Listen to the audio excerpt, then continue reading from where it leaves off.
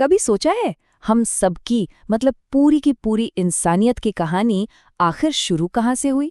آج ہم اسی پہلی کہانی کی گہرائیوں میں اتریں گے۔ اسلامک پرمپرا کے مطابق یہ پہلے انسانوں یعنی آدم اور حوا کی پیدائش کی کہانی ہے، اور یہ صرف ایک قصہ نہیں بلکہ ہمارے وجود کی بنیاد ہے۔ تو اس سفر میں ہم 5 اہم پڑاؤوں سے گزریں گے۔ سب سے پہلے دیکھیں گے کہ وہ پلان کیا تھا جو انسانیت کے لیے بنایا گیا، پھر سمجھیں گے کہ پہلا انسان کیسے بنا، جنت میں اس کی زندگی کیسی تھی، پھر شیطان نے کیسے اپنا جال بچھایا، اور آخر میں دھرتی پر ایک نئی شروعات کیسے ہوئی۔ تو چلیے کہانی کے بالکل پہلے حصے سے شروع کرتے ہیں۔ یہ وہ وقت ہے جب دھرتی پر انسان کا کوئی وجود ہی نہیں تھا اور ایک بہت بڑا منصوبہ تیار ہو رہا تھا۔ ذرا سوچ کر دیکھیے، ایک ایسی دنیا جہاں انسانوں کا کوئی نام و نشان تک نہیں تھا، چاروں طرف بس ایک گہری خاموشی تھی۔ اسی دور میں ایک دن اللہ نے اپنے سبھی فرشتوں کو جمع کیا اور ایک اعلان کیا کہ وہ زمین پر اپنا ایک خلیفہ یعنی ایک نمائندہ بنانے والے ہیں۔ یہ سن کر فرشتے جو ہمیشہ اللہ کی عبادت میں لگے رہتے تھے وہ حیران ہو گئے۔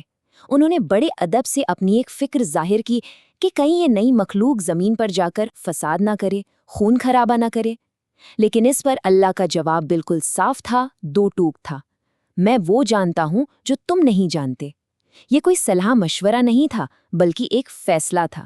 اس ایک جملے نے ساری بحث ختم کر دی اور فرشتوں نے اپنے رب کے فیصلے کے آگے سر جھکا دیا۔ اب کہانی اس موڑ پر آتی ہے جہاں آدم کی کہہ سکتے ہیں فزیکل کریشن ہوتی ہے، اور ساتھ ہی آسمانی مخلوقات کے لیے پہلا بڑا امتحان بھی سامنے آتا ہے۔ اللہ نے اپنے 4 بڑے فرشتوں کو حکم دیا کہ جاؤ زمین سے مٹی لے کر آؤ۔ جب حضرت جبرائیل، میکائیل اور اسرافیل گئے تو زمین رونے لگی، اللہ کے عذاب کا واسطہ دینے لگی۔ اس کا درد دیکھ کر وہ پگھل گئے اور خالی ہاتھ لوٹ آئے۔ لیکن جب حضرت اسرائیل کی باری آئی تو انہوں نے صاف کہا، میں اپنے رب کے حکم کی نافرمانی نہیں کر سکتا، اور انہوں نے مٹی اٹھا لی۔ ان کی اسی اٹوٹ اطاعت کے انعام میں انہیں انسانوں کی روح قبض کرنے کی ایک بہت بڑی ذمہ داری سونپی گئی۔ اس مٹی سے آدم کا ایک بے جان پتلا بنایا گیا اور اسے جنت میں رکھ دیا گیا۔ سالوں تک وہ بس ایک مورت کی طرح پڑا رہا۔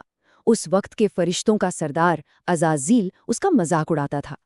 پھر اللہ کے حکم سے فرشتے عرش سے ان کی روح لے کر آئے اور ان کی جسم میں ڈال دی۔ جیسے ہی روح داخل ہوئی، آدم نے ایک چھینک لی، ان کی آنکھیں کھلی اور ان کی زبان سے جو سب سے پہلے لفظ نکلے وہ تھے اللہ کی تعریف، الحمدللہ۔ آدم کے زندہ ہوتے ہی وہاں موجود تمام فرشتوں کو اللہ کا ایک حکم ملا، آدم کو سجدہ کرو، ایک عزت کے طور پر، ایک سمان کے طور پر۔ اب یہاں پر دیکھیے ان دونوں کی پیدائش کا فرق کتنا بڑا ہے۔ اللہ کا حکم سنتے ہی سب نے سجدہ کیا سوائے ایک کے، عزازیل۔ اس نے صاف انکار کر دیا۔ اس کا ترک کیا تھا؟ تو نے اسے مٹی سے بنایا اور مجھے آگ سے۔ آگ ہمیشہ اوپر اٹھتی ہے اور مٹی نیچے رہتی ہے، تو میں اس سے بہتر ہوں، میں اسے سجدہ نہیں کر سکتا۔ یہ اس کے گھمنڈ کا، اس کے تکبر کا کھلا اعلان تھا۔ اور بس اس ایک نافرمانی نے سب کچھ بدل کر رکھ دیا۔ عزازیل کو ہمیشہ ہمیشہ کے لیے جنت سے نکال دیا گیا اور وہ بن گیا ابلیس یعنی شیطان۔ اس نے قیامت تک کی زندگی اور انسانوں کو بہکانے کی مہلت مانگی جو اسے دے دی گئی۔ لیکن اسی اندھیرے کے بیچ اللہ نے ہم سب کے لیے، انسانیت کے لیے رحمت کا ایک دروازہ بھی کھول دیا کہ جو بھی انسان بھٹکنے کے بعد سچے دل سے توبہ کرے گا اس کے لیے معافی کا دروازہ ہمیشہ کھلا رہے گا۔ شیطان کے جانے کے بعد اب کہانی کا فوکس آدم پر آتا ہے، جنت میں ان کی زندگی پر، جہاں ان کی تنہائی دور کی جاتی ہے اور انہیں صرف ایک نیم کا پالن کرنے کو کہا جاتا ہے۔ جنت کی ہر خوشی کے باوجود آدم تنہا محسوس کرتے تھے، اکیلا پن تھا۔ ان کی اسی تنہائی کو دور کرنے کے لیے اللہ نے ان کی بائیں پسلی سے حوا کو پیدا کیا جب وہ سو رہے تھے، اور جب آدم کی آنکھ کھلی اور انہوں نے حوا کو دیکھا تو ان کے دل کا وہ خالی پن وہ بھر گیا۔ انہیں پہلی بار سکون کا احساس ہوا۔ اللہ نے آدم اور حوا کو جنت میں پوری آزادی دی۔ وہ جہاں چاہیں جا سکتے تھے، جو چاہے کھا پی سکتے تھے۔ بس ایک شرط تھی، ایک خاص پیڑ، اس کے قریب مت جانا۔ یہ صرف ایک شرط نہیں تھی بلکہ ان کی اطاعت اور خود پر قابو رکھنے کا پہلا امتحان تھا۔ لیکن جہاں امتحان ہوتا ہے وہاں بہکانے والا بھی پہنچ ہی جاتا ہے۔ جنت سے نکالا گیا شیطان اپنا بدلہ لینے کے لیے ایک گہری سازش رچ رہا تھا۔ پر یہاں ایک بہت بڑا سوال کھڑا ہوتا ہے، جسے جنت سے ہمیشہ ہمیشہ کے لیے نکال دیا گیا تھا، وہ آخر اندر واپس آیا کیسے؟ اور یہیں سے اس کی چالاکی کا کھیل شروع ہوتا ہے۔ اس نے اپنی سازش کے لیے جنت کے ہی 2 باشندوں کو چنا، مور اور سانپ۔ انہیں لالچ دیا کہ وہ ہمیشہ جنت میں رہیں گے، کبھی بوڑھے نہیں ہوں گے۔ اس نے سانپ کو اس بات پر راضی کر لیا کہ وہ اسے اپنے منہ میں چھپا کر جنت کے اندر لے جائے گا تاکہ پہرے دار فرشتوں کی نظر اس پر نہ پڑے۔ اندر پہنچتے ہی شیطان سیدھا ہوا کے پاس گیا اور رونے کا ناٹک کرنے لگا۔ جب ہوا نے وجہ پوچھی تو اس نے بڑی چالاکی سے کہا، میں تمہارے انجام کو سوچ کر رو رہا ہوں۔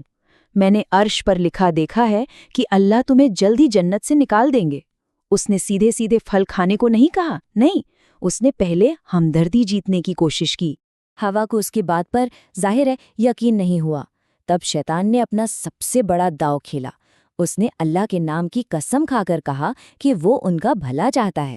اسلامک پرمپرا میں اللہ کے نام کی قسم سب سے بڑی مانی جاتی ہے، اور ہوا سوچ بھی نہیں سکتی تھی کہ کوئی اللہ کے نام کی جھوٹی قسم کھا سکتا ہے۔ بس یہ سن کر ان کا دل پگھل گیا۔ شیطان نے انہیں یقین دلا دیا کہ اگر وہ یہ پھل کھا لیں گے تو ہمیشہ جنت میں رہیں گے، اور وہ اس کی باتوں میں آ گئیں۔ انہوں نے پھل توڑا، خود کھایا اور آدم کو بھی کھلایا، اور جیسے ہی انہوں نے وہ نوالا نگلا، اسی پل سب کچھ بدل گیا۔ ان کے جسم سے جنتی لباس اتر گئے، روحانی خوشبو جاتی رہی، اور ان کے دلوں میں شرم اور پچھتاوے کا ایک گہرا احساس بھر گیا۔ اور یہیں سے کہانی کا آخری اور شاید سب سے اہم حصہ شروع ہوتا ہے، گرنے کا، اٹھنے کا اور ایک نئی شروعات کرنے کا۔ اللہ کے حکم سے دونوں کو جنت سے نکال کر زمین پر اتار دیا گیا، لیکن ایک دوسرے سے میلوں دور، آدم کو ایک پہاڑی پر اور ہوا کو جدہ میں۔ وہ دونوں کہتے ہیں سینکڑوں سالوں تک اپنی اس ایک غلطی پر روتے رہے، معافی مانگتے رہے۔ آخرکار ان کی سچی توبہ اور گہرے پچھتاوے کو دیکھتے ہوئے اللہ نے انہیں معاف کر دیا اور انہیں پھر سے ملا دیا۔ اور ان کے اسی ملاپ سے زمین پر ہم سب کی یعنی انسانی نسل کی شروعات ہوئی، ایک ایسی نسل جس کی بنیاد ہی ایک غلطی، گہرے پچھتاوے، معافی اور اللہ کی رحمت پر رکھی گئی تھی۔ تو آخر میں یہ سوال سوچنا لازمی ہے، اگر ہم سب کی کہانی کی شروعات ہی ایک بھول اور پھر ملنے والے دوسرے موقع سے ہوتی ہے، تو یہ ہماری اپنی زندگی میں ہونے والی غلطیوں، توبہ کی طاقت اور معافی کی اہمیت کے بارے میں ہمیں کیا سوچنے پر مجبور کرتی ہے؟